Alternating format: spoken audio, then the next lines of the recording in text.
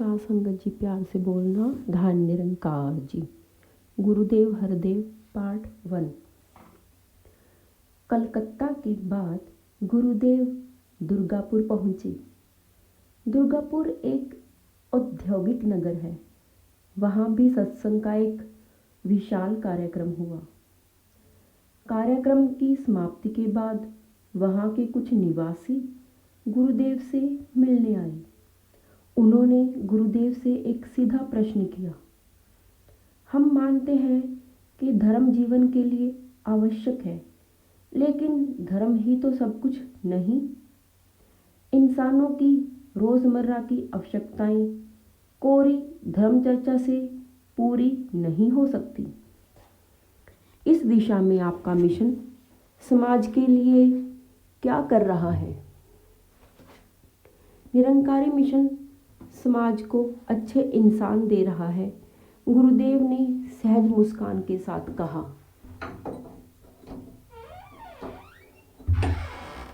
क्योंकि हमारा विश्वास है कि अच्छे इंसानों से ही अच्छा समाज बनता है। धर्म ही हर इंसान को इंसान बनने की प्रेरणा देता है। धर्म ही सिखाता है कि कुछ और बनने से पहले इंसान बनो। इंसान ही इंसान के दुख दर्द को समझ सकता है, बांट सकता है। इसलिए अगर हम सभी कुछ और बनने से पहले केवल इंसान बने तो समाज की कायाकल्प हो सकती है। समाज के सभी झगड़े, सभी परेशानियां दूर हो सकती हैं, क्योंकि एक अच्छा इंसान ही अच्छा अधिकारी हो सकता है, अच्छा मालिक हो सकता है। एक अच्छा इंसान ही एक अच्छा नौकर हो सकता है, मजदूर हो सकता है। एक अच्छे इंसान के दिल में अहंकार नहीं होता, घृणा नहीं होती, दूसरे का हक छीनने की भावना नहीं होती। एक अच्छे इंसान में ही ईर्ष्या नहीं होती, विरोध नहीं होता, नाजायज हक जताने की भावना नहीं होती। इसीलिए निरंकारी मिशन धर्म की वास्तविक जानकारी देकर अच्छे इंसान बना रहा है। आप जानते हैं कि संसार में साधनों की कोई कमी नहीं, लेकिन स्वार्थ, अहंकार, ईर्ष्या आदि के कारण हर इंसान इन साधनों से पूरा लाभ नहीं उठा पा रहा, जिसका नतीजा यह है कि समाज में नित्य नई समस्याएं खड़ी हो रही हैं, उपद्रव हो रहे हैं। अच्छे इंसानों में इन अवगुणों के विपरीत परोपकार, नम्रता, भाईचारा, मिलवर्तन और प्यार होता है। अगर सभी के मन में प्यार हो, मिलवर्तन हो, परोपकार की भावना हो, सेवा भावना हो, तो सभी समस्याएं सहज में ही सुलझ सकती हैं। इसीलिए निरंकारी मिशन अच्छे इंसान बनाने की सेवा कर रहा है। यह सुनकर वे सज्जन गुरुदेव के सम्मुख श्रद्धापूर्वक झुक गए। पश्चिमी बंगाल के नगरों की प्रचार यात्रा के बाद गुरुदेव ने बिहार के कुछ स्थानों पर श्रद्धालु भक्तों को दर्शन दिए। तदोपरांत गुरुदेव उत्तर प्रदेश के कुछ नगरों में संगतों को कृतार्थ करते हुए आजमगढ़ पहुंचे। आजमगढ़ पूर्वी उत्तर प्रदेश का एक महत्वपूर्ण जिला है। यहाँ के निवासी रामचरितमानस के बहुत प्रेमी हैं। भगवान के प्रति उनकी अगाध श्रद्धा है।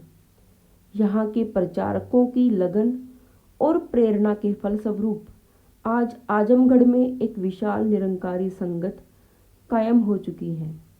गुरुदेव के आजमगढ़ पहुंचने पर यहाँ के एक मैदान में सत्संग का विशाल कार्यक्रम हुआ। सद्गुरुदेव ने अपने प्रवचन में फरमाया, महात्मा महापुरुष कोरे उपदेश नहीं देते, बल्कि संसार के सामने अपना जीवन पेश करते हैं। उन्होंने जो बात समझानी होती है वह खुद करके दिखाते हैं। इसीलिए महात्मा के जीवन का हर कार्य समाज की मर्यादा बन जाता है। जिस प्रकार भगवान राम ने अपने जीवन में जो जो किया उसे आज समाज की मर्यादा माना जाता है। अपने प्रवचन का उपसंहार करते हुए गुरुदेव ने फरमाया, महापुरुष संतों के संग की, सत्संग की बहुत महिमा मानते हैं। यह सत्संग ही है जिससे निरंकार दातार पर हमारा विश्वास दृढ़ होता है। रामायण में भी आता है कि जब राम जी ने भिलनी को भक्ति का उपदेश दिया तो 9 प्रकार की भक्ति, नवधा भक्ति बताई, तो उन्होंने भी सबसे पहले संतों के साथ जुड़े रहने की ही शिक्षा दी। सत्संग की समाप्ति के बाद गुरुदेव निरंकारी सत्संग भवन में विश्राम करने के लिए पधारे। उस समय हरिमोहन शर्मा जी ने आपके सम्मुख अपने मन की एक बात रखी। बाबा जी, आज आपके श्रीमुख से रामायण के कुछ प्रसंग सुनकर बहुत आनंद आया। ऐसे उदाहरण बिना रामायण पढ़े तो दिए नहीं जा सकते, परंतु दास ने कुछ महापुरुषों से सुना है कि ज्ञान के बाद धर्म ग्रंथों को पढ़ने की कोई जरूरत नहीं होती। गुरुदेव ने मुस्कुराते हुए कहा, उन महापुरुषों का कहना ठीक है, धर्म ग्रंथों को पढ़ने की नहीं, समझने की जरूरत होती है। गुरुदेव की यह बात सुनकर शर्मा जी ने गुरुदेव के चेहरे की ओर उत्सुकता पूर्वक निहारा। गुरुदेव ने अपनी बात को स्पष्ट करते हुए फरमाया, ये जो धर्म ग्रंथ है इनकी रचना ब्रह्मज्ञानी भक्तों ने की है, ब्रह्मज्ञानियों के लिए की है। इन ग्रंथों का सार ब्रह्मज्ञानी ही समझ सकते हैं। ये धर्म ग्रंथ बने ही ब्रह्मज्ञानियों के लिए हैं। ज्ञान के बाद ही इनको समझा जा सकता है। इन ग्रंथों में ब्रह्म की चर्चा है, महापुरुषों की जीवन कथाएं हैं, उनके अनुभव हैं, भक्ति की चर्चा है, सत्संग सेवा आदि का वर्णन है। इन विषयों की समझ तो ज्ञान के बाद ही आती है, वरना साधारण लोग तो इनको गूढ़ रहस्य कहकर ही छोड़ देते हैं।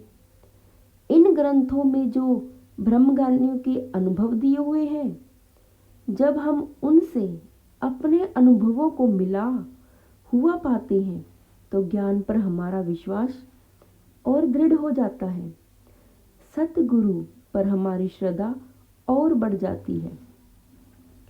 कुछ रुककर गुरुदेव ने आगे फरमाया, वैसे भी परोपकार के लिए भी इन ग्रंथों की जानकारी बहुत जरूरी है, क्योंकि साधारण धर्म प्रेमी जनता का इन ग्रंथों पर विश्वास बना हुआ होता है।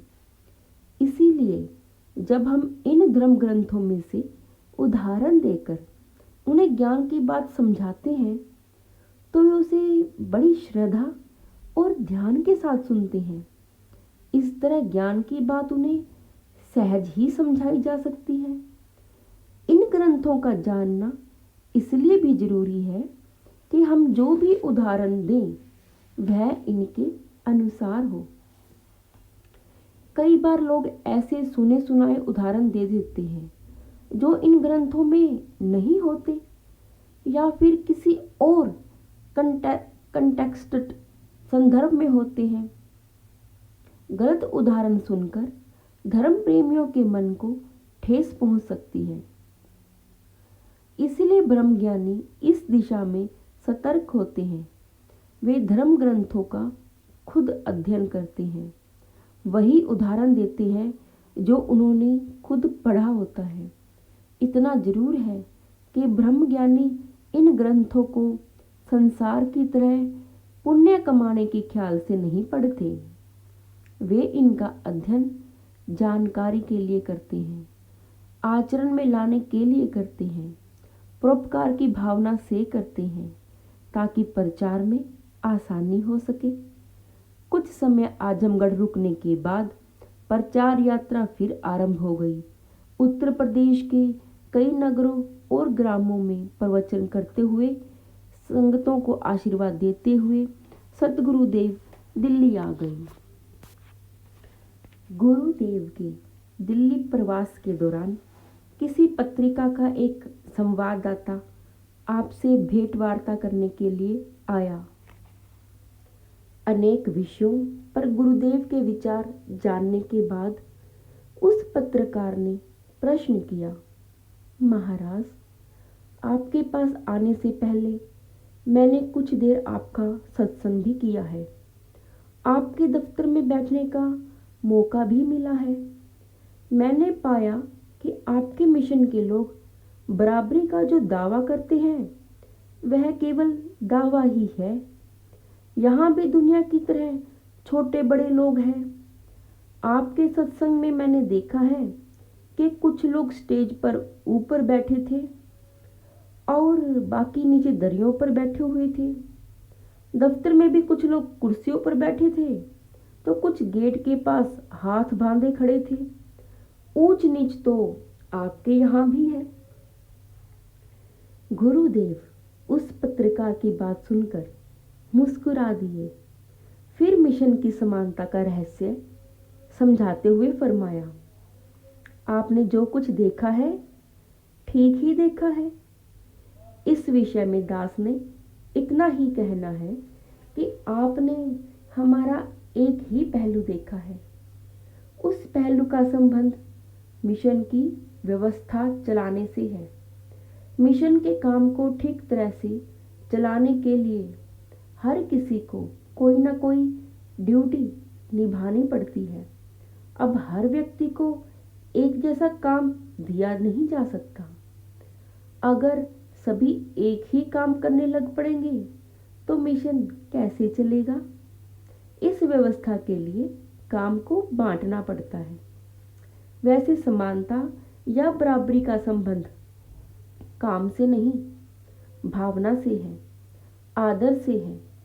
देखना यह होता है कि छोटे बड़े लगने वालों को एक जैसा आदर सम्मान मिल रहा है या नहीं। जो काम कर रहे हैं अफसर और नौकर की तरह कर रहे हैं या साथियों की तरह कर रहे हैं। अगर आप इन महापुरुषों को नज़दीक से देखेंगे तो पाएंगे कि इन सब के मन में एक दूसरे के लिए सम्मान है।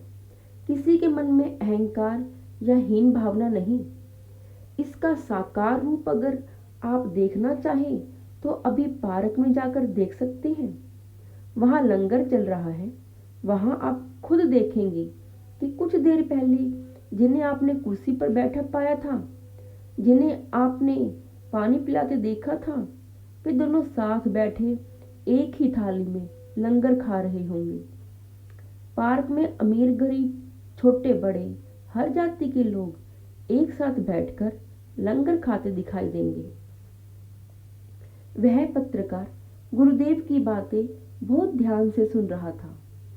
गुरुदेव के तर्क से वह प्रभावित दिखाई दे रहा था। सतगुरुदेव ने आगे फरमाया, इसी प्रकार आपने अभी सत्संग में जिन्हें स्टेज पर बैठे देखा था, सत्संग के बाद उन्हें दरियों पर बैठने वाले श्रद्धालुओं के चरण स्पर्श करते हुए भी देखा होगा। स्टेज पर भी बड़े छोटे के कारण नहीं, व्यवस्था का ध्यान से ही बैठाया जाता है। स्टेज पर ज्यादातर वही बैठते हैं जिन्हें सत्संग में कुछ बोलना होता है। अगर आपने ध्यान से देखा हो तो इन वक्ताओं में साधारण लगने वाले भी कई सज्जन दिखाई देंगे।